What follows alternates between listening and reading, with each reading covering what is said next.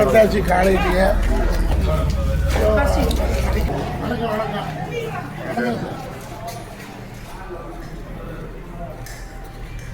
ஷீஷோரில் பார்த்துக்கலாம். ஷீஷோரில் அருமையான லொக்கேஷனு. இந்த மேடம் வந்து ஆஃபீஸராக நடிக்கிறாங்க, ஐடி ஆஃபீஸராக. அப்படியே சார் கூட நேச்சர் வாக் பண்ணிட்டு இருக்கேன்.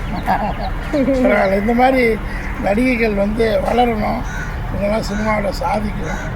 ஒரு வாழ்க்கையில் நிறைய ஸ்ட்ரெஸ்ஸுன்னா எப்படின்னு சொல்கிறதுன்னா, ஆண்கள் பட்டால் அது பேர் அப்படியே போயிடும். ஆனால் பெண்களுக்கு வந்து சினிமாவில் வர்றதே பெரிய பாக்கியம், அபூர்வம். அதுலேயும் ஸ்டேன் பண்ணி ஜெயிக்கிறது அதை விட மிக மிக மிக மிக மிக அற்புதம். ஸோ இந்த மாதிரி பெண்கள் வந்து நடிக்கும்போது அவங்களுக்கு தேவையான சேஃப்டி, பாதுகாப்பு எல்லாமே சினிமா கொடுத்துரும். இந்த படத்தில் ஐடி ஆஃபீஸராக நடிக்கிறாங்க. அதுவும் சார் கூட பண்ணுறது பெரிய பாக்கியம். நல்லா அப்படிலாம் கிடையாது, இவங்கெல்லாம் பெரிய இன்ஸ்பிரேஷன். நம்மளெல்லாம் ஸ்மைல் பண்ண வைக்கிறாங்க. நம்மளோட சேர்ந்து ஒர்க் பண்ணும்போது அவங்களும் ஒர்க் பண்ணணும், நம்மளும் ஒர்க் பண்ணணும். இந்த மாதிரி நிறைய பெண்களுக்கு இங்கே ஆப்பர்ச்சுனிட்டி இருக்குது. ஸ்விம்மிங் பூலு, அப்படியே கடல் தெரியுது, பியூட்டிஃபுல்லாக. அதெல்லாம் கட்டணமா? அதெல்லாம் என்னது கட்டுறது? அது ஃப்ளாட் இடம் இது பேசுகிறாங்க. கடலை சுற்றி வீடு. இதெல்லாம் பாங்காங்கில் இருக்க மாதிரி அப்படியே கடல் நடுவே வீடு. கடலோரத்தில் அயோடின்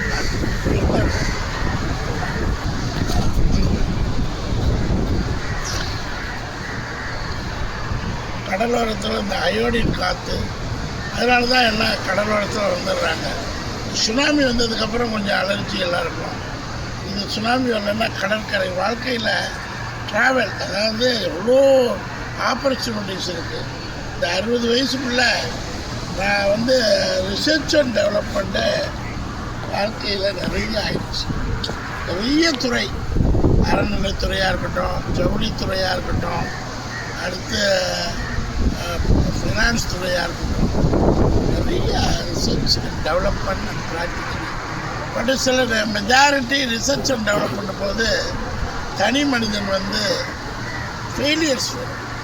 நீங்கள் டீமாக ஒர்க் பண்ணிங்கன்னா சக்ஸஸ் கொஞ்சம் லேட்டாக வரும், பட் கேரண்டீடு டீமாக வரும். தனி மனிதனாக வரும்போது அது வந்து நிறைய ஃபெயிலியர். நம்ம தான் முன்னோர் போவோம். இந்த சுனிதா வில்லியம்ஸ் போயிருக்காங்க இல்லையா, அந்த டீம் 2 பேர். அவங்களுக்கு அந்த விண்வெளியில் எவ்வளோ சேலஞ்சஸ் இருக்கும். இதே இன்னொரு 50 ஆண்டுகளுக்கு பார்த்திங்கன்னா எல்லாம் அமெரிக்கா போன மாதிரி நிலாவுக்கு போயிடுவாங்கன்னு நினைக்கிறேன். இப்போயே நிலாவுக்கு போகும் வேயில் இருக்கிறோம், அந்த வே டு நிலா. ஸோ விண்வெளிக்கு போய் குடியேறி அங்கே என்னென்ன ஸ்பெஷாலிட்டி கிடைக்கும் போதும் நம்ம இந்த இயற்கை அனுபவங்களை சென்னை மாநகரத்தில் இந்த ஈசிஆர் ரோட்டில் உள்ள சுகமே பார்த்துக்கிட்டு இருக்கோம். நிறைய அந்த ஹார்ட்டு சம்மந்தப்பட்ட ஒமேகா 3 ஃபிஷ்ஷு. நான் ரொம்ப மருத்துவ ரீதியாக டாக்டர் கிடையாது, பட் இருந்தாலும் என்ஹெச்ஐ கோர்ஸ் படிச்சிருக்கேன், நியூட்ரிஷன் அண்ட் வெல்னஸ் கோர்ஸ் படிச்சிருக்கேன்.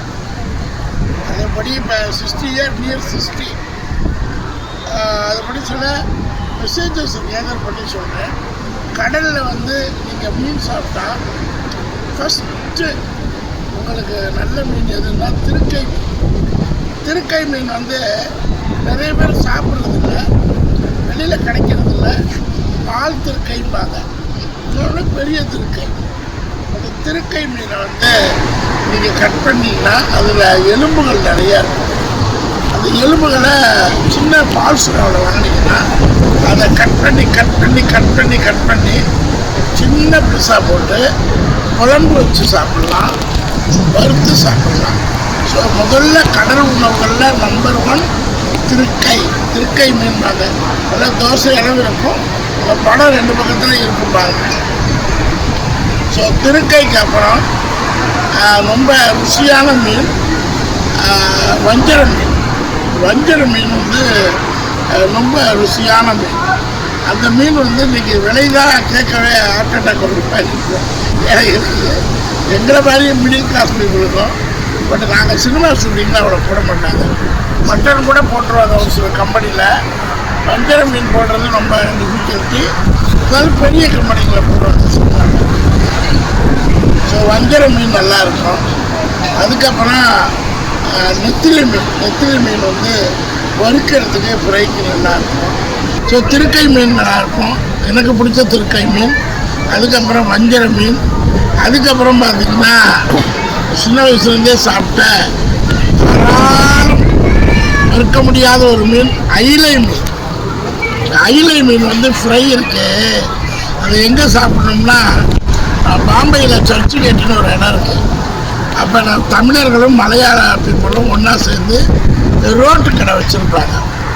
அதெல்லாம் நேரில் உங்களுக்கு போகும்போது காமிக்கிறேன். திருக்கை மீன் வந்து எங்கே நல்லா இருக்கும்னா வீட்டில் சமைச்சா நல்லாயிருக்கும். பெரும்பாலும் திருக்கை மீன் வெளியில் கிடைக்கிறதில்ல ஹோட்டலில். அடுத்து இந்த அயிலை மீன் ஃப்ரையும் அந்த மச்சி சுருவாம்பாங்க, அந்த பாம்பேயில் தான் சொல்லுவாங்க மச்சி சுருவா. அந்த அயிலை மச்சி குழம்பு, மீன் குழம்போட சுருவானா குழம்பு. இந்த குழம்பு வந்து அவ்வளோ டேஸ்ட்டாக இருக்கும், சுட சுட சுட சுட. ஸோ அயிலை மீன்னா எனக்கு சர்ச்சுக்கு எனக்கு ஞாபகம் வரும். ரோட்டு கடைகள் தான், ஆனால் பாரம்பரியமாக ட்ரெடிஷ்னலாக சுவையாக இருக்கும். அது 40 வகையான உணவுகள். ஸோ அடுத்து வந்து அயிலை மீன். அடுத்து குழம்புக்கு ரொம்ப நல்லாயிருக்கும். எதுன்னா அடுத்து மெயினாக வந்து வாழை மீன், சுறா மீன் வந்து புட்டுக்கு நல்லாயிருக்கும். சுறா புட்டு இல்லை கடல்களில் கிடைக்குது. அடுத்து சுறா புட்டு கடல்களில் கிடைக்கும். கடல் மீன் சுறா புட்டு கிடைக்கும். அடுத்து மடவா மீன் இருக்குது, வண்ணா மீன் இருக்குது. அதுக்கப்புறம் இறால் வகைராக்கள் இருக்குது. அது எருமை நாக்கும்போம், அது ஒரு நல்லாயிருக்கும், அது ஒரு டேஸ்ட்டாக இருக்கும். எருமை நாக்கும்போம் இந்த மாதிரி மீன் வகைகளில் நீர் மீன்களாக பிடிக்கிறது வந்து எதுன்னா லென்த்து வாழை மீன் இருக்கும். வாழை மீன் வந்து முள்ளு இருக்கும்பாங்க. அடுத்து வந்து கனவா மீன், கடம்பாம்பாங்க கனவா மீன். அடுத்து வந்து பார்த்திங்கன்னா ருசியாக தேங்காய் பாறைனா அது உரிப்பாறைம்பாங்க. தேங்காய் பாறை இல்லை உரிப்பாறை, அதுவும் வறுவலுக்கு சூப்பராக இருக்கும். பாறை வறுவல், வறுவல். அதுக்கப்புறம் எடுத்துக்கிட்டிங்கன்னா வறுவலுக்கு கிழங்கா மீன் வறுவல் சூப்பராக இருக்கும். கிழங்கா மீன் வறுவல் இருக்கும். கேரளாவிலலாம் மாந்தில்பாங்க, அது சின்ன மீன், குட்டி மீன் நல்லாயிருக்கும். அடுத்து பாட்சா மீன் நல்லாயிருக்கும் வறுவலுக்கு. நம்ம கடல் மீன்கள்லேயே இந்த மாதிரி வகைகள். கடல் மீன் சாப்பிட்டா அயோடின் நல்லாயிருக்கும்.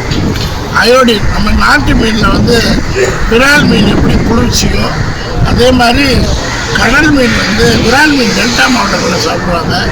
கடல் மீனில் உப்பு தன்மை இருக்கிறதுனால அயோடின் நல்லாயிருக்கும். அயோடின் கலக்கிறதுனால அந்த லங்ஸு, அதில் உள்ள டிசீஸ் எல்லாம் லங்ஸு சம்மந்தப்பட்ட அந்த நுரையீரல் சம்மந்தப்பட்ட நோய்கள்லாம் அந்த அயோடின் கலக்கிறதுனால ரொம்ப நல்லாயிருக்கும், அதனால் சொல்லுவாங்க.